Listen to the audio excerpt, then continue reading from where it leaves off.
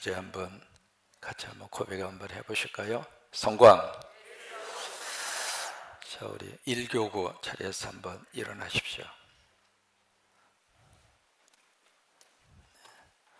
머플러 안 하신 분은 지금 머플러 하세요. 혹시 못 받으신 분 있으면 지금 손을 들으면 지금이라도 갖다 주세요. 아직 못 받으신 분이 좀 계시는 것 같은데, 머플러 다 하셨죠? 자, 우리 1교구 우리 4층까지 이번에 새벽의 총진군 통해서 예수로 충만한 복 받기를 바라면서 우리 1교구 위해서 여러분 박수 한번 해주셔요. 자리에 앉으시고 우리 2교구 자연스럽게 출석 점검하는 거예요. 2교구 다 일어나시고 머플러 다 쓰시고, 자, 우리 2교구 위해서도 같은 마음으로 박수 한번 해주시기 바랍니다. 3교구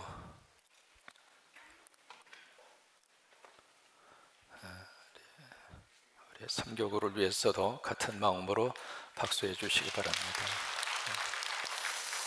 4교구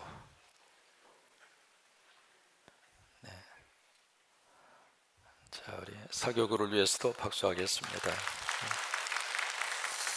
그 다음에 교회학교, 우리 교회학교 우리 친구들, 머플러 아직 못 받으신 친구가 있는 것 같은데 좀 준비하고 있다가 꼭 머플러 받을 수 있도록 그렇게 하시기 바랍니다. 우리 교회학교 위해서 여러분 박수 한번 해주셔요. 이 충만이라고 하는 이 단어가 성경에 75번 나옵니다. 왜 이렇게 자꾸 빈도수를 말씀을 드리느냐면, 이렇게 한 단어가 그만큼 많이 쓰고 있다, 그 이야기는 그만큼 중요하다, 그 말입니다. 오늘 이제 성경에서도 충만이라고 하는 단어가 요한복음 1장에 2번 나오거든요. 한번 보실까요? 어디에 충만이라고 하는 단어가 나오는가? 14절입니다. 14절에 같이 읽습니다. 말씀이 육신이 되어, 다시 한번 말씀 읽으실 때 크게 읽으세요. 14절 시작. 말씀이 육신이 되어 우리 가운데 거하심에 우리가 그의 영광을 보니 아버지의 독생자의 영광이요 은혜와 진리가 충만하더라. 그러면 좀 맛이 덜합니다. 충만하더라. 여기 두 가지를 충만한 말씀을 하시는데, 첫째는 은혜가 충만했고 두 번째는 진리가 충만했습니다. 그 다음에 16절에 가서 보시면 한 번 더 충만이라고 하는 단어가 나오는데 같이 고백하십니다. 우리가 다 그의 충만한 데서 받으니 은혜 위에 은혜라라. 그 은혜라고 하는 앞에 있는 은혜는 이미 받은 은혜입니다. 이미 예수님 안에서 내가 받은 은혜가 있거든요. 근데 그 은혜 위에다가 하나님의 또 은혜를 더하시는 거예요. 이번에 그렇게 되시기를 축복합니다. 이미 지금까지 살아오면서 하나님이 주신 은혜가 있었어요. 여러분, 은혜 받아서 여기까지 살았어요. 은혜 받아서 여기까지 하나님 도와주셨어요. 은혜 받아서 우리 교회 70년 동안 우리 교회에 들어 쓰셨어요. 근데 그것으로 만족하면 안 됩니다. 받은 은혜 위에다가 또 하나의 은혜를 하나님이 더하시고, 이번에 새벽의 총진군을 통해서 또 은혜를 더하시고 또 은혜를 더하시고 또 은혜를 더하시고, 그래서 이 충만이라고 하는 단어가 이렇게 많이 성경에서 쓰여지고 있는 거예요. 이 충만이라고 하는 것은 비움이 아닙니다. 채움입니다. 기독교의 종교는 비움으로 목적이 아닙니다. 왜 비우는가? 채우기 위해서 그런 겁니다. 뭔가 이것을 낡은 것을 버리고 그것을 벗어버리는 것은 그 목적이 거기에 있는 것이 아니라 새로운 것으로 담고 새로운 것으로 채우고, 그래서 비움은 하나의 과정일 뿐이고요, 그 과정을 통해서 하나님이 목적하는 것은 바로 채움이에요. 마태복음 12장에 보시면은 거기에 귀신 이야기가 나오거든요. 이 귀신이 몸 밖에서 나왔습니다. 여러분, 예수 믿으시고 더러운 귀신이 떠나갈 줄로 믿습니다. 예수 믿으시고 여러분 가정에 악한 더러운 영들이 떠나갈지어다. 이 민족 속에 더러운 영들은 주의 이름으로 떠나갈지어다. 그래서 이제 더러운 영들이 몸 밖으로 나왔습니다. 나와서 자기가 있을 곳을 막 찾아다니는데 어디를 찾아다니는가? 물이 없는 곳. 물이 없다는 이야기는 거기가 하나님이 없다 그 말입니다. 그래서 그곳을 막 찾아 헤매는데 거기가 없는 거예요. 그래서 이 사람이 이 귀신이 어떻게 할까 고민하다가 내가 나온 내 집으로 돌아가리라. 저는 그 부분을 읽을 때마다 섬찟한 마음이 듭니다. 내가 귀신의 집이 될 것인가, 성령의 집이 될 것인가. 우리 자녀들이 귀신이 들락거리는 귀신의 처소가 될 것인가, 아니면 성령님이 거하시고 있는 성령의 전이 될 것인가. 이 나라에 세워지는 지도자 속에 하나님의 영이 거하시는 하나님의 사람으로 하나님이 쓰시는 지도자일까, 마귀와 사탄과 더러운 영이 조절하는 지도자가 될 것인가. 그래서 이 귀신이 그렇게 고백을 하는 거예요. 내가 나온 내 집으로 돌아가리라. 그래서 와봤어요. 와보니까 깨끗이 비어있고 청소가 되어져 있습니다. 비운 거죠. 나름대로 종교 생활을 한 것이죠. 그래서 비웠어요. 근데 와서 보니까 텅 비어져 있는 거예요. 그래서 이 귀신이 자기보다 더 악한 7을 데리고 와서 그 집으로 들어갑니다. 성경은 우리에게 말씀을 하십니다. 그 사람의 형편이, 나중 형편이 전의 형편보다 더 악해졌다 이 말이에요. 채우셔야 합니다. 채우셔야 합니다. 우리 생각 속에 채우시고, 우리 가정 속에 채우시고, 이 민족 속에 채우시고, 이 세상 속에 채워야 합니다. 그렇지 않으면 더러운 영들이 이 세상을 지배할 것입니다. 그래서 성경은 비움이 아닙니다. 채움입니다. 그래서 충만이라고 하는 단어를 그렇게 많이 쓰시는 이유가 바로 그거예요. 여러분, 충만이라고 하는 것은 몇 번 말씀을 드렸습니다마는 여기에 있는 그릇에 겨우 꽉, 여기에 위에 끝까지 채우는 단계가 충만이 아닙니다. 충만이라고 하는 것은 채우고도 넘치는 상태, 그게 충만입니다. 그렇기 때문에 충만하면 내가 충만하다고 말할 필요도 없습니다. 왜? 그 자체로 충만이 드러납니다. 여기에 물을 계속 붓는다고 생각해 보세요. 그럼 처음에는 컵 안에 물이 담겨지겠죠. 근데 물을 계속 부으면 나중에는 물속에 컵이 있어요. 똑같은 영적인 원리입니다. 우리 안에 하나님의 영으로 채워지고, 하나님의 영으로 채워지고, 또 채워지고, 또 채워지고, 그러면 처음에는 내 안에 성령님이 계시는 거예요. 그런데 성령이 내 안에 채워지고 채워지고 채워지면 성령 안에 내가 있는 거예요. 이번에 새벽에 총증권 시간에 다른 것으로 채우는 것이 아니라 예수로 채우셔서, 예수로 채우셔서. 왜 그럴까요? 채워야 할 가장 인간의 가장 큰 하늘의 복은 예수입니다.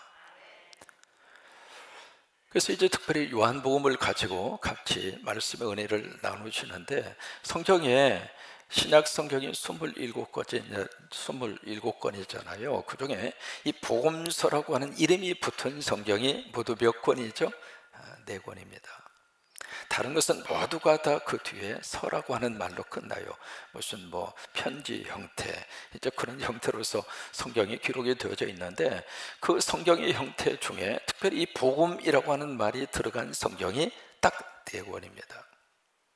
그러면 왜 이 복음서라고 하는 말을 그 앞에다가 붙였을까? 이 복음의 구체적인 내용은 누구일까요? 예수님이죠.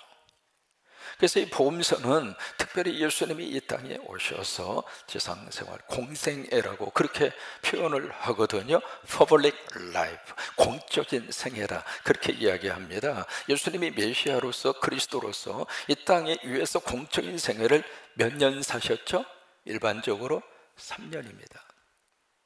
그 3년 동안에 계셨던 예수님의 삶, 그리고 예수님의 교훈, 예수님의 일대기를 기록한 것을 딱 띄어서 복음서라고 그래요.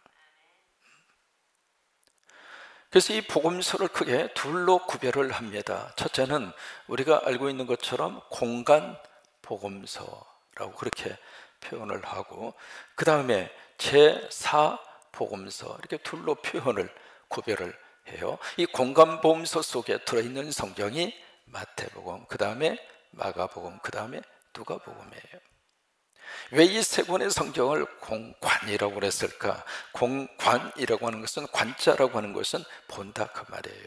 공이라고 하는 것은 같은 관점에서, 그러니까 같은 입장과 같은 관점에서 이 예수 그리스도를 들여다보고 있다 그 말이거든요. 그래서 이 세 권, 마태나 마가나 누가복음서를 쭉 여러분들 읽어보시면은 그 말씀 속에 여러 가지 중복되는 내용이 많습니다. 왜?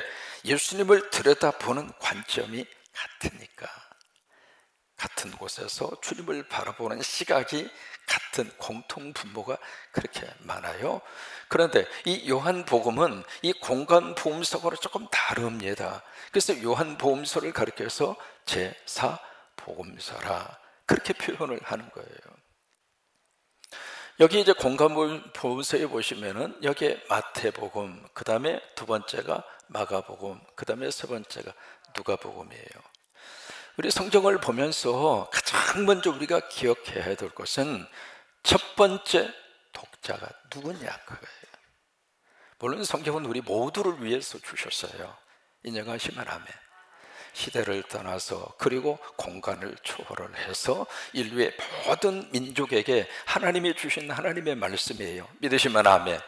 그런데 이 성경을 기록을 할 때 첫째로 누구를 염두에 두고 성경을 맨 처음에 썼느냐 이 말이에요. 그것을 가리켜서 제1대 독자라 그렇게 표현을 하거든요. 그래서 여기에 각자 마태나 마가나 누가를 통해서 성령님이 기록을 하시는 겁니다. 마태가 쓴 것 같지만은 마태를 쓰게 하신 분은 성령님이세요. 그래서 하나님의 말씀으로 우리가 믿고 고백하고 우리가 말씀으로 받아들이는 것이거든요. 마태가 쓴 것이 아니라 마태를 통해서 성령께서 쓰신 거예요. 그런데 이 마태, 마가, 누가가 성령의 감동을 받아서 하나님의 말씀을 기록을 할 때 그들이 누구를 염두에 두고 썼느냐, 거기에 따라서 이 복음서의 내용들이 좀 달라지는 거예요. 마태 같은 경우에는 누구를 대상으로 썼는가? 바로 유대 크리스찬들입니다.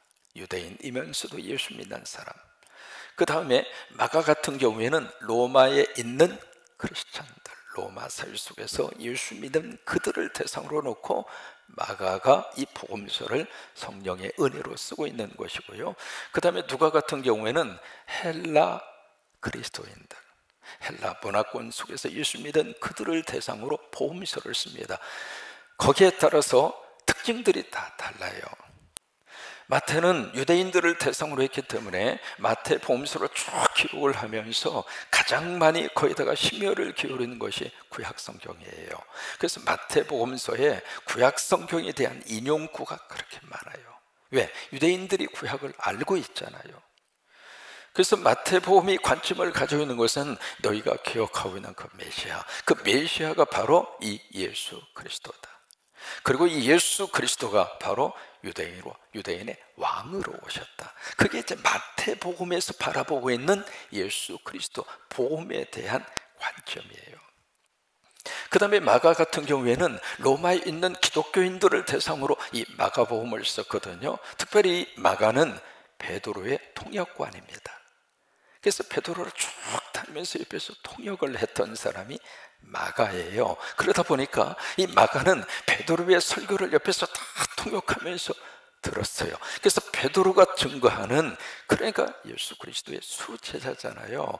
그 예수님의 모든 사역을 그림자처럼 함께했던 베드로의 설교를 통역을 하면서 마가는 그걸 기억하고 있습니다. 그래서 마가복음서가 이 복음서 가운데 가장 먼저 쓰여졌는데, 마가복음서 읽어보시면은요, 이 16장까지 이 복음서의 내용이 아주 간결합니다. 뭐 다른 설명이 거의 없어요. 그냥 똑 떨어지게 그냥 간추린 무슨 줄거리를 이야기하는 것처럼 예수 그리스도의 삶에 대해서 역사적인 사실에 근거해서 마가는 복음서의 내용을 아주 간결하면서도 정확하면서도 분명하게 복음을 제시합니다. 왜요? 로마에 있는 그리스도인들에게 그리스도의 복음을 제시하는 거예요. 그 다음에 누가 같은 경우에는 그 대상이 헬라권에 살고 있는 그리스도인들입니다. 헬라, 특별히 이 헬레니즘의 문화를 발생시킨 그 헬라 문화권 속에 사는 사람이 가장 주도된 특징이 이성입니다. 우리가 알고 있는 모든 철학의 뿌리가 헬라권에서 나왔습니다.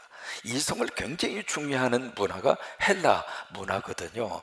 그래서 그들을 대상으로 이 누가가 이 예수 그리스도의 복음의 역사를 쭉 기록을 하는데, 특별히 이 누가 같은 경우에 있어서는 예수 그리스도가 유대인의 왕의 차원이 아니라 전 세계 우주의 왕이다. 그러니까 복음에 대한 것을 확대를 시키고 있습니다.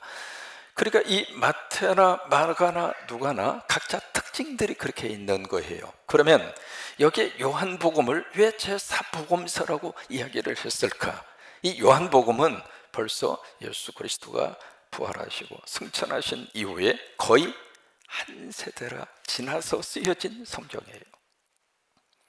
그러니까 세대가 지나서 쓰여지다 보니까 예수 그리스도가 함께했던 제자들이 이 세상을 다 떠났습니다. 다시 말해서 복음의 1세대가 주변에 없는 거예요. 그래서 이제 한 세대가 지난 다음에 그들에게 다시 복음서를 써야 할 그것을 느끼고 요한을 통해서 이 복음서를 쓰게 하시는데, 그러다 보니까 여기 마태나 마가나 누가가 기록한 내용들을 더 이상 반복하지 않습니다. 왜? 반복할 이유가 없죠. 이미 알고 있는 내용이니까.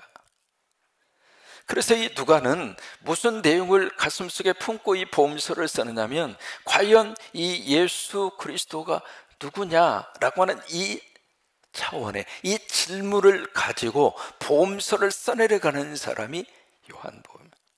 예수 그리스도가 누구냐? 그러니까 근본적인 질문을 던지는 거죠. 이제 그게 바로 요한복음서. 그래서 이 공관복음서와는 다르게 이 요한복음서를 가리켜서 제4복음서라 그렇게 이야기를 하는 이유가 거기에 있습니다. 여러분 이해가 되세요?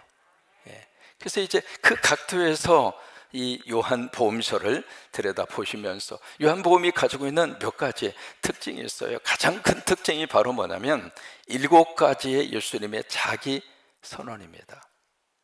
그것을 헬라어로 말하면 에고 에이미 그렇게 표현하거든요.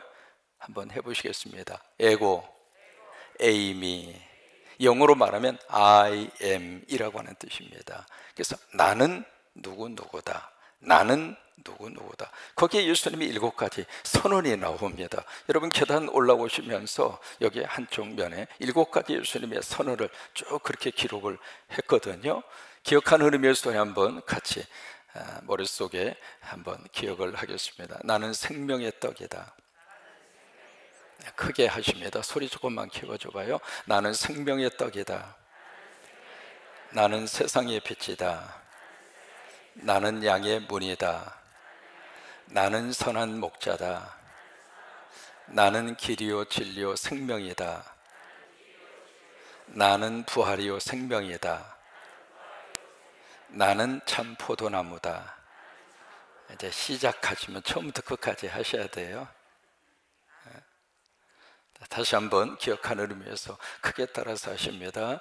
나는 생명의 떡이다. 나는 세상의 빛이다. 나는 양의 문이다. 나는 선한 목자다. 나는 길이요 진리요 생명이다. 나는 부활이요 생명이다. 나는 참 포도나무다. 시작하면 한번 해보세요. 시작.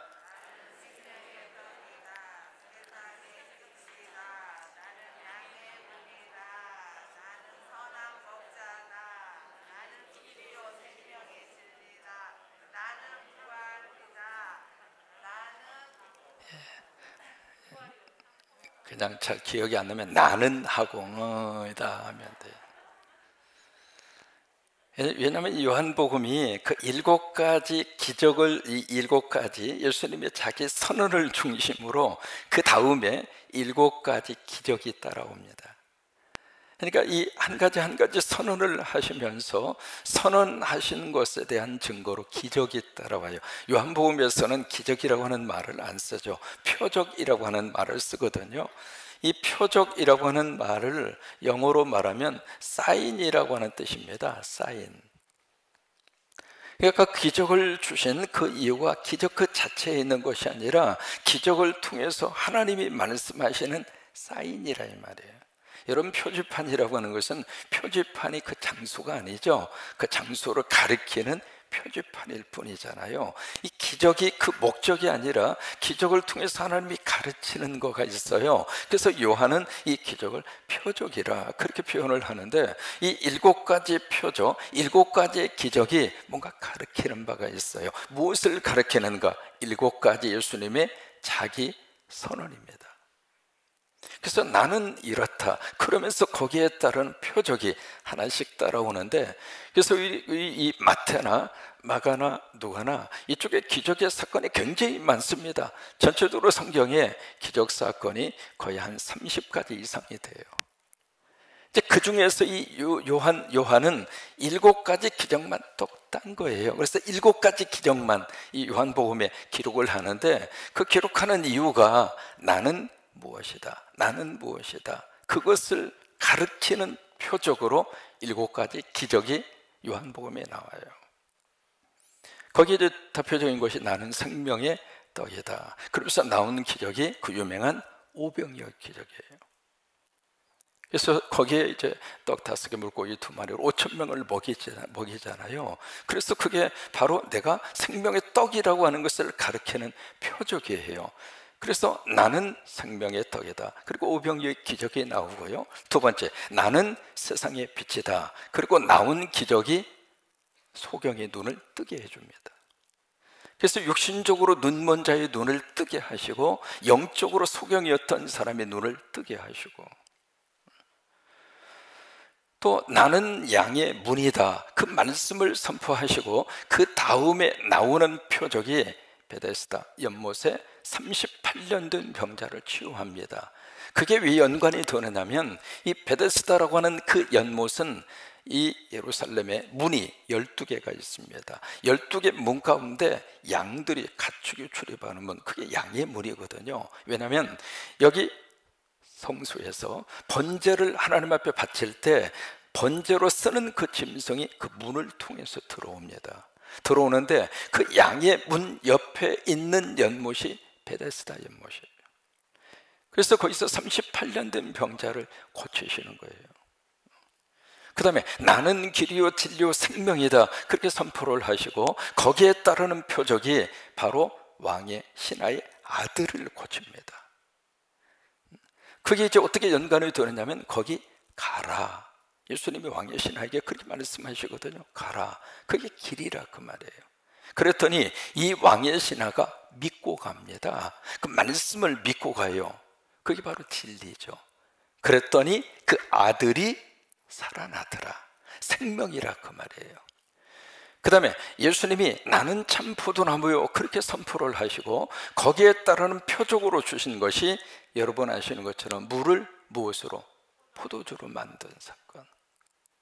그래서 7가지 예수님의 자기 선언과 7가지 표적의 역사가 서로 매칭이 되는 거예요. 그게 이제 요한복음이 가지고 있는 특징 가운데 하나입니다. 두 번째, 요한복음에는 진실로, 진실로라고 하는 이 단어가 25번 나와요. 진실로 하면은 꼭 우리 교회 부목사님이 생각이 나죠. 성경 읽으면서 참 그 목사님을 우리가 계속 축복하고 있습니다. 오늘도요, 진실로 진실로라고 하는 말이 오늘 요한복음 1장에 기록이 한번 되어져 있습니다. 자, 51절입니다. 51절 같이 한번 고백하십니다. 또 이르시되 진실로 진실로 너희에게 이르노니 하늘이 열리고 하나님의 사자들이 인자 위에 오르락 내리락 하는 것을 보리라 하시니라. 그래서 요한복음에 진실로 진실로 그 25번이나 나와요. 근데 원래 진실로라고 하는 말을 헬라어로 아멘 아멘입니다. 그러니까 아멘을 할 때 해도 2번 아멘 하는 것도 축복이에요. 남들은 아멘 한 번 하고 있을 때 난 아멘 아멘. 같이 한번 해보실까요? 시작. 아멘 아멘. 그게 이제 요한복음이 가지고 있는 특징 가운데 하나입니다. 그러니까 이 아멘 아멘, 진실로 진실로 강조하고 있는 거죠. 참으로 라고 하는 것을 강조하고 있는 것이 요한복음의 특징입니다. 오늘 이제 본문으로 읽은 말씀 속의 세 번째, 이 요한이 보고 있는 예수님이 어떤 분인가, 요한복음 1장 1절로 5절입니다. 1절에 보시면 태초에 뭐가 계셨어요? 말씀이 계시니라. 이게 창세기 1장 1절하고 같이 가는 거예요. 우리 창세기 1장 1절에 보시면 태초에 하나님이 뭘 해요? 천지를 창조하셨다. 그게 창세기 1장 1절이에요. 근데 요한복음은 태초에 말씀이 계시니라. 그러니까 창세기 1장 1절과 요한복음 1장 1절에서 말씀하시는 태초가 같은 단어예요. 이 태초라고 하는 것은 희초라고 하는 말입니다. 그리고 원래라고 하는 뜻이고, 또 하나 태초라고 하는 것은 처음이라고 하는 뜻이에요. 그러니까 처음이 있다는 이야기는 끝이 있다 그 말이잖아요. 근데 그 처음에 이 세상의 모든 것이 시작되어지는 그 최초, 그 태초, 그 오리지널, 그 시초, 그 시작점에 뭐가 있었는가? 말씀이 있었고, 그리고 창세기에서는 하나님이 천지를 창조하시고. 그래서 1절에 요한복음 1장 1절 다시 한번 보십니다. 말씀이 계시니라. 이 말씀이 하나님과 함께 계셨으니 이 말씀이 곧 하나님이시니라. 이 말씀 대신에 예수님이 들어가면 그대로 맥이 통합니다. 그래서 우리 예수님을 넣어서 1절을 다시 한번 읽겠습니다. 태초에 예수님이 계시니라. 이 예수님이 하나님과 함께 계셨으니 이 예수님은 곧 하나님이시라. 그렇게 매치가 되는 거예요. 그 다음에 2절에 보시면은 그가 대신에 예수님을 넣으셔서 예수님이 태초에 하나님과 함께 계셨고, 그러니까 1절의 말씀을 2절에서 다시 한번 강조하고 있는 거죠.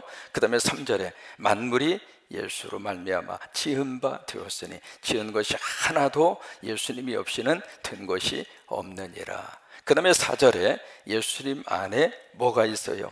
생명이 있었으니 이 생명은 사람들의 빛이라. 빛이 어둠에 비추되 어둠이 깨닫지 못하더라.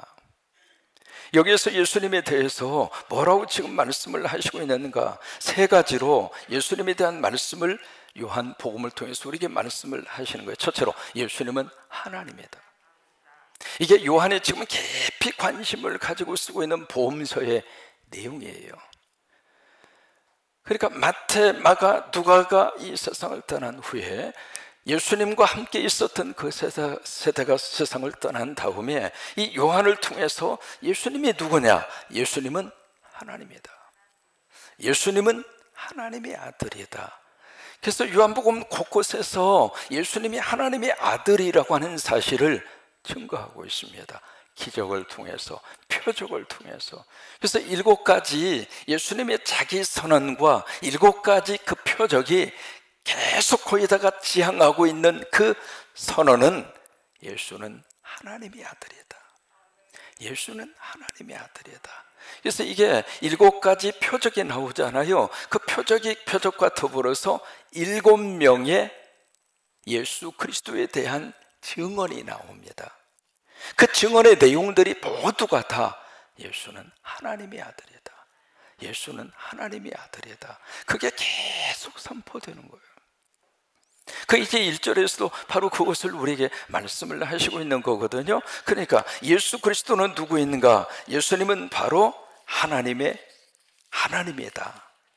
그게 이제 1절에서 선포하고 있는 그 내용이고, 두 번째, 예수님은 누군가?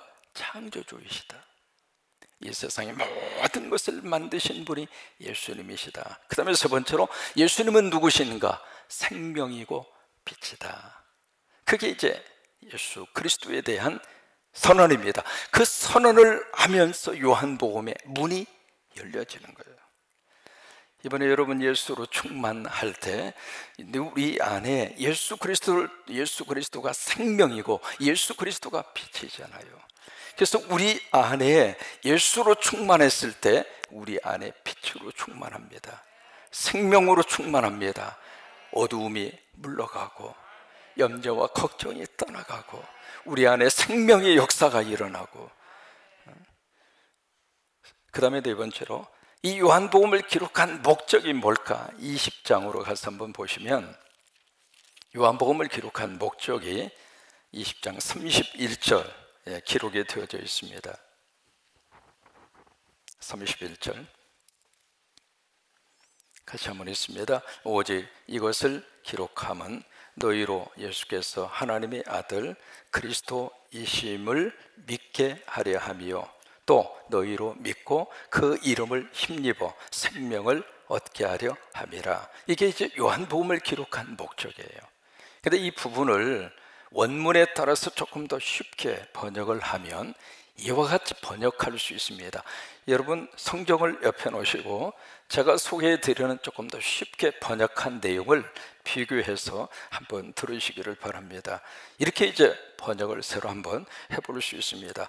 이를 기록한 것은 너희들더러 하나님이 영원하신 하나님의 너희들더러 예수님이 영원하신 하나님의 아들이라는 것을 믿게 하려 함이라.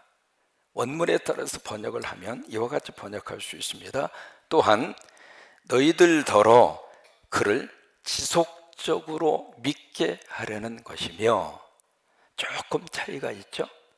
지속적으로 믿게 하려는 것이며 그 이름으로 말미암아 영생을 얻게 하기 위함이라. 이게 이제 헬라 원문을 따라서 좀 더 쉽게 번역을 하면 그렇게 번역이 될 수 있어요. 근데 여기서 주목할 것은 여기에 믿게 하려 함이라 라고 하는 그 단어 앞에 뭐가 있느냐면 지속적으로. 그게 이제 우리 말로는 어떻게 표현하기가 조금 어색한 그런 부분입니다. 근데 원문상으로 보면 그게 거기에 강조가 돼야 돼요. 믿기는 믿는데 어떻게 믿는가? 지속적으로. 그러니까 한 번 내가 예수 믿는 것으로 끝나는 것이 아니라 그 믿음 그 자체가 오늘도 믿고 또 내일도 믿고 그 다음도 믿고 천국 갈 때까지. 그래서 이 헬라어가 가지고 있는 이 단어의 강조점 가운데 하나가 그 어법이에요. 지속적으로. 우리가 마태복음에 보시면은 구하라 찾으라 두드리라 그 부분이 있잖아요. 그 부분도 원문의 헬라어의 뜻을 조금 더 살린다면 거기에 구하는데 어떻게 구하는가? 지속적으로. 그게 거기에 좀 강조가 돼야 돼요. 지속적으로 구하고 지속적으로 찾고 지속적으로 문을 두드리라. 그 이야기예요. 한 번 구하고 끝나는 것이 아니라 또 구하고 또 구하고 또 구하고. 여기서도 이제 요한도 마찬가지입니다. 믿는데 어떻게 믿는가? 지속적으로. 여러분 우리 믿음이 한 번으로 끝나지 말고 이 믿음이 계속해서 여러분들의 믿음이 지속적으로 흘러가기를 바랍니다. 지속적으로. 그래서 지속적으로 믿게 하려 함이라. 그 말씀이고 두 번째는 무엇을 믿는가? 이게 요한복음이 가지고 있는 가장 중요한 기록의 목적이거든요. 예수님이 하나님의 아들이다. 예수님이 하나님의 아들이다. 그것을 믿게 하려 함이라. 그러면 그 믿음을 통해서 하나님이 주시는 축복이 무엇인가? 영생입니다. 그 은혜가 이번에 새벽에 좋은 증거를 통해서 여러분 속에 흘러 넘치시게 되기를 주의 이름으로 축원합니다. 성광 무엇으로 충만해요? 예수. 일주일 동안 제가 요한복음을 가지고 깊이 들어가면서 준비하면서 너무 행복했어요. 우리가 세상적인 것으로 충만해도 기쁘고 행복하잖아요. 그런데 하늘의 것으로 채워지면 그 기쁨과 그 행복은 무엇으로 비교할 수 없어요. 여러분 땅의 것으로 우리가 행복하고 땅의 것으로 채우려고 무진내를 썼습니다마는 채워지지가 않잖아요. 이번에 새벽에 총진군을 통해서 지속적으로 예수로 채워지고 예수로 채워지고 예수로 채워지고 그래서 예수로 충만하셔서 하나님이 주시는 기쁨과 은혜가 여러분 속에 차고 넘치게 되기를 주의 이름으로 축원합니다.